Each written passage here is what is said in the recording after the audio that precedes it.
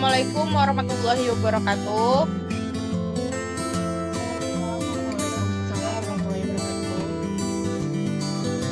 Kami dari kelompok 2 ingin mempresentasikan tentang pengaruh peran perbankan terhadap inflasi di Indonesia akibat perilaku konsumtif.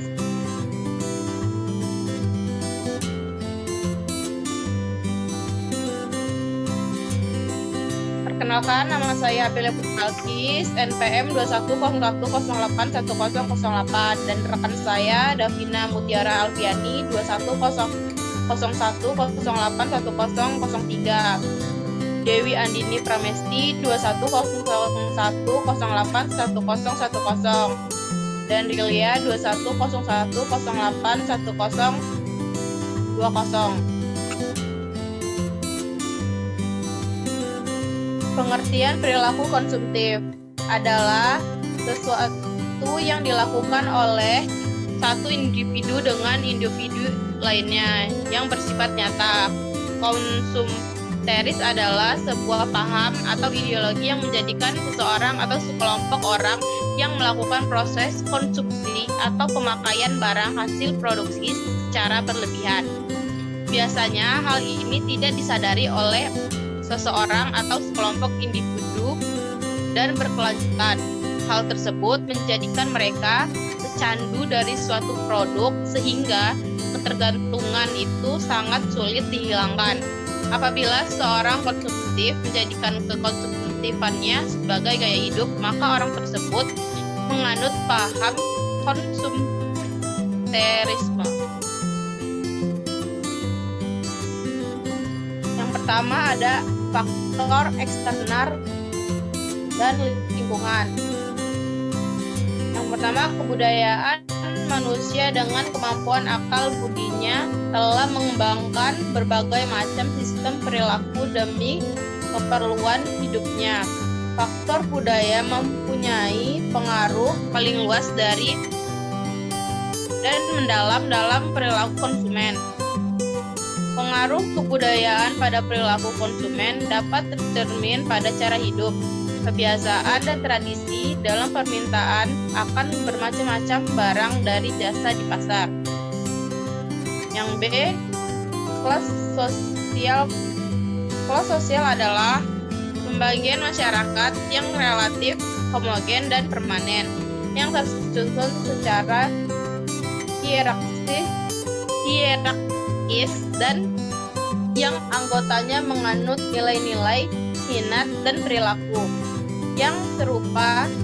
Perilaku konsumen antar kelas sosial yang satu akan berbeda dengan kelas sosial yang lain. Yang C, kelompok sosial. Keinginan tersebut menimbulkan kelompok sosial, yaitu kesatuan sosial yang menjadi tempat individu berinteraksi satu sama lain. Kelompok sosial ini sering disebut sebagai kelompok acuan. Kelompok acuan adalah kelompok yang mempunyai pengaruh langsung maupun tidak langsung terhadap pendirian atau perilaku seseorang. Yang D ada keluarga anggota. Keluarga dapat memberikan pengaruh yang kuat terhadap perilaku. Membeli faktor eksternal yang mempengaruhi perilaku konsumtif, yaitu peran dan status sosial. Peran meliputi kegiatan yang diharapkan akan dilakukan oleh seseorang. Masing-masing peran menghasilkan status. Yang kedua ada faktor internal.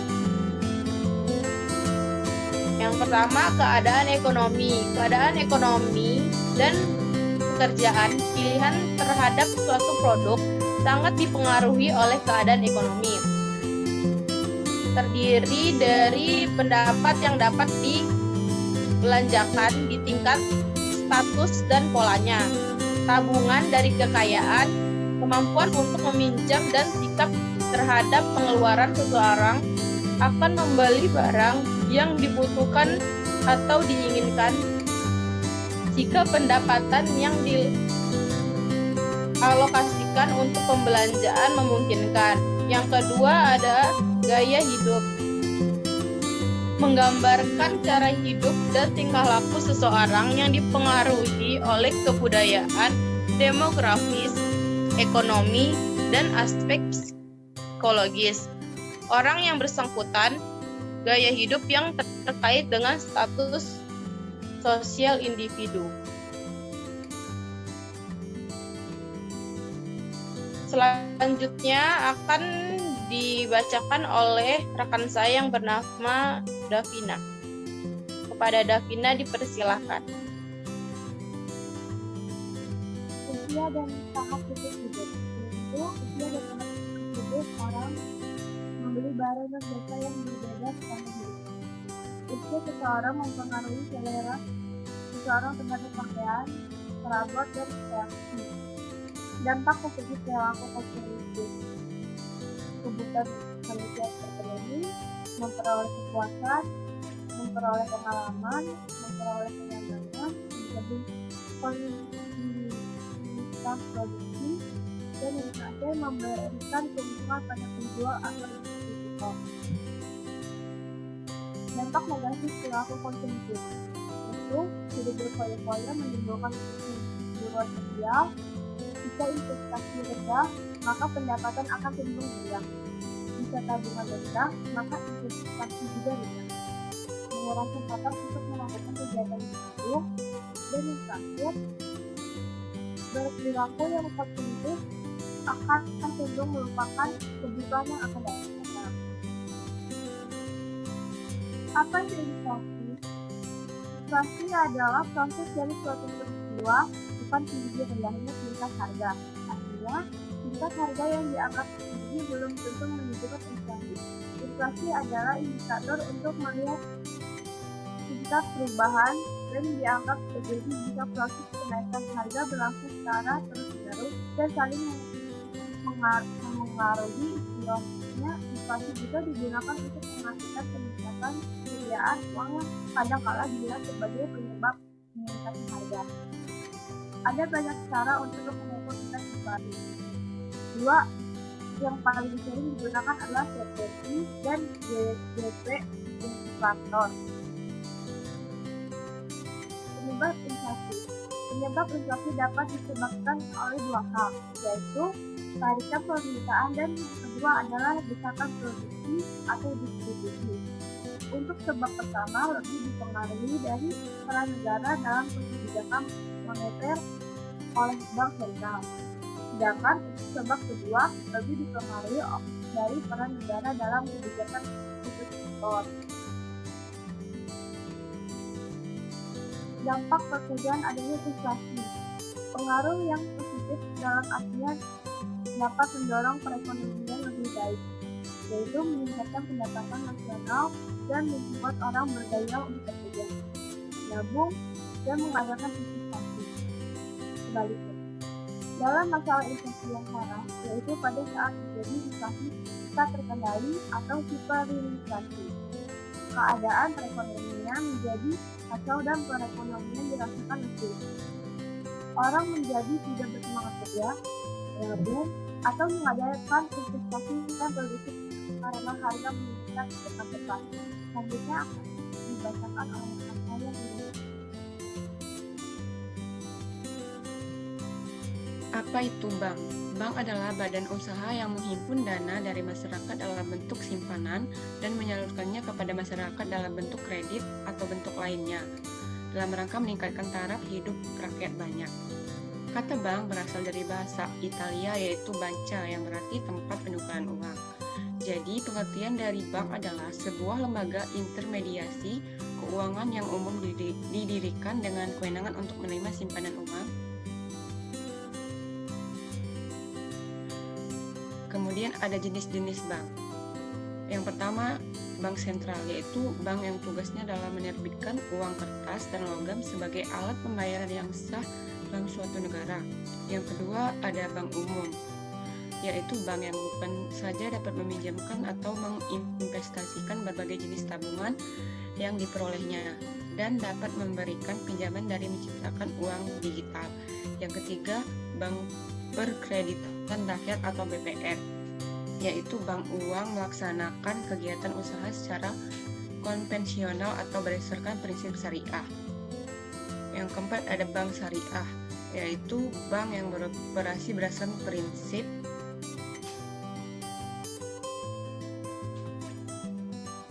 bagi hasil sesuai kaidah ajaran Islam tentang.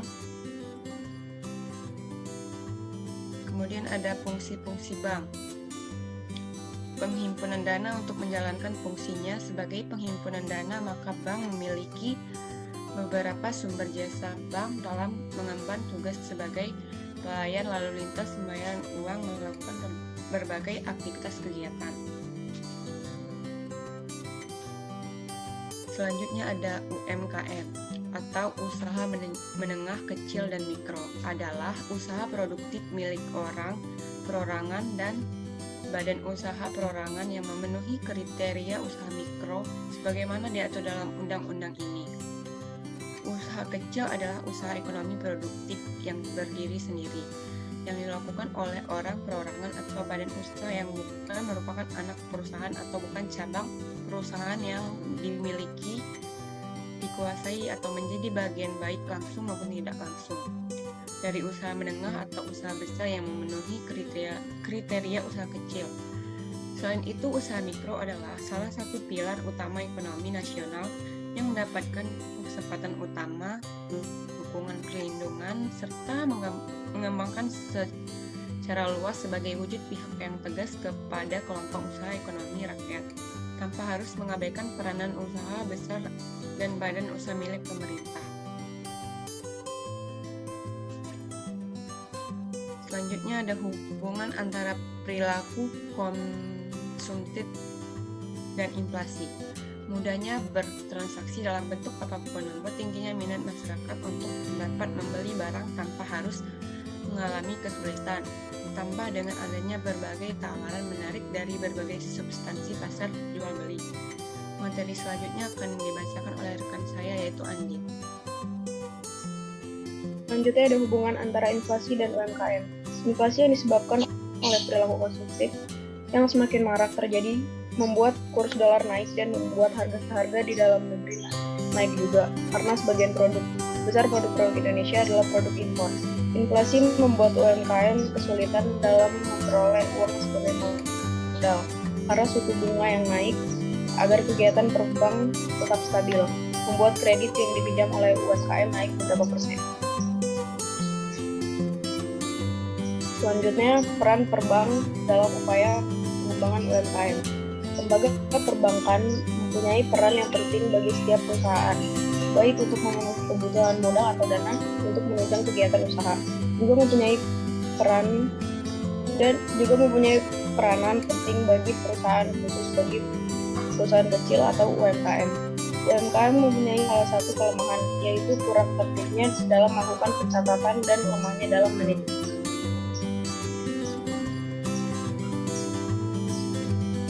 Hubungan UMKM bagi perekonomian Indonesia.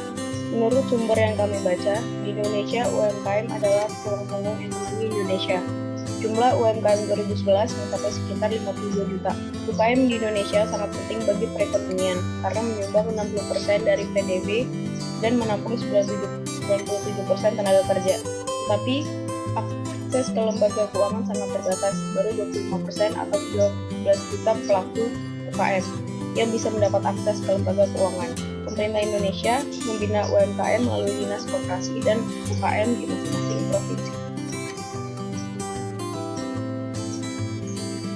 Kesimpulannya, bahwa perilaku konsumtif dapat mempengaruhi krisis ekonomi yang terjadi di Indonesia saat ini.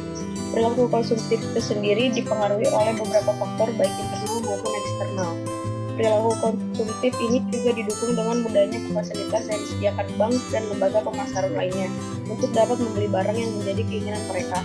Kebanyakan masyarakat juga membandingkan gaya hidup dan status sosial yang mereka hingga berujung pada pembelian produk impor dan melupakan bahwa produk dalam negeri yang diproduksi UMKM Indonesia juga memiliki mutu yang sama baik. Sekian dari kelompok 2, kami akhiri. Wassalamualaikum warahmatullahi wabarakatuh.